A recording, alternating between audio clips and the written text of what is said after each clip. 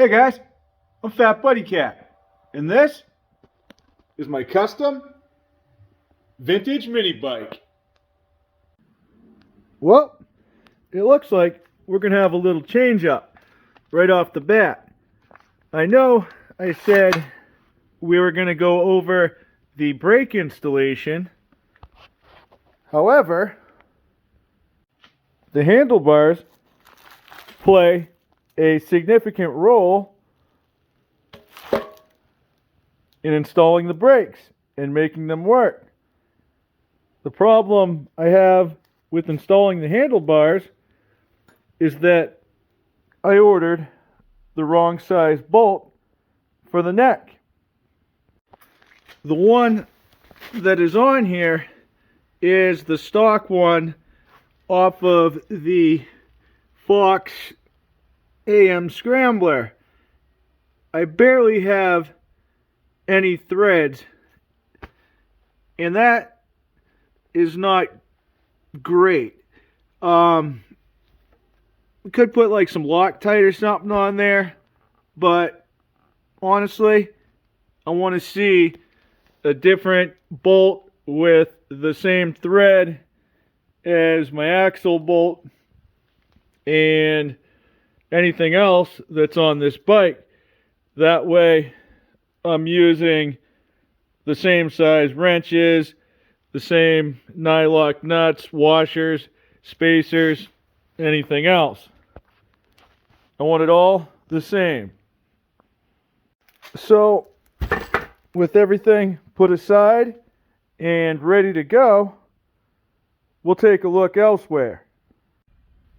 And today, that somewhere is going to be a visit to the Save-A-196 Foundation. It's a little program that I created over here at FatBuddyCat Mini Bikes that's supported by my friends at ombwarehouse.com, where instead of destroying our stock GX200 clones and opting for something like a Predator 212, I hit up my good friend Grey Goat. He hooks it up with all the knowledge and a list of parts that I'll need to bring this 196 back and give it the second chance that it deserves. This particular 196 is off of a early 2016 Coleman CT200U. Therefore, this is a Hisun 196 GX200 clone with the factory 3/4 shaft. What's even cooler and more important to me, this was the first motor I built. That led to my introduction to Grey Goat and my ongoing personal commitment to ombwarehouse.com. That said, this is a mildly built motor. It already has quite a few upgrades in parts that you might not notice at first. This is just a spare exhaust flange. We might need this later on. This motor has been hanging out on the shelf for a while. I'm not going to be using these gaskets, this insulator, and these studs are pretty weathered. While I'm taking this motor apart, I'm now in the practice of collecting and separating all my nuts and bolts. No more random bins. Under the fan shroud,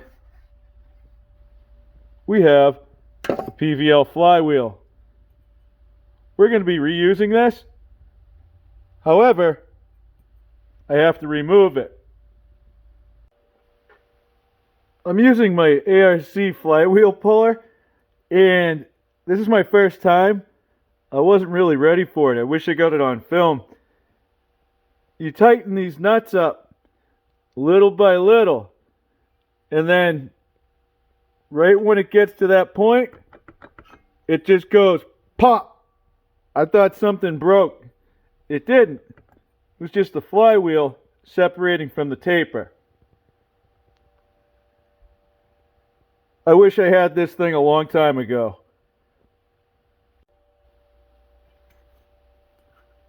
My first aluminum flywheel. She's still in great shape.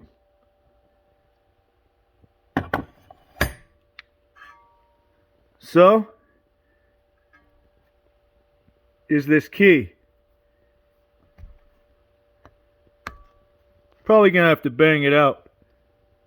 But this one is set for 4 degrees. I had actually moved out of my bedroom at the time and chose to sleep in the living room. Had a piece of plywood on my bed. That was my bench. It's also where I did the governor removal. This woodruff key, well, the stock one went down the kitchen drain. I'll put this up here for safekeeping.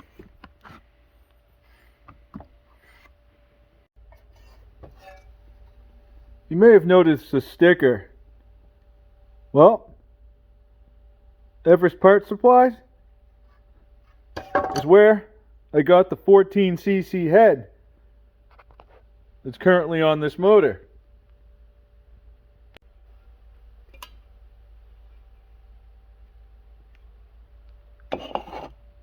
She's got 22-pound valve springs because that's the highest you want to go on stock retainers. Nothing fancy about this spark plug. Oh boy, did it burn nice though.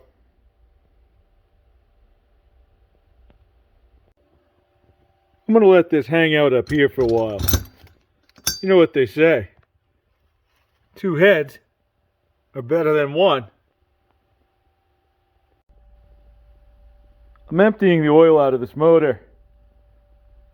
I'm going to be opening up the crankcase. The last time I was inside there, I could still call my dad on the phone and ask him for help. When I say mini bikes and OMB warehouse changed my life, I'm not kidding, guys.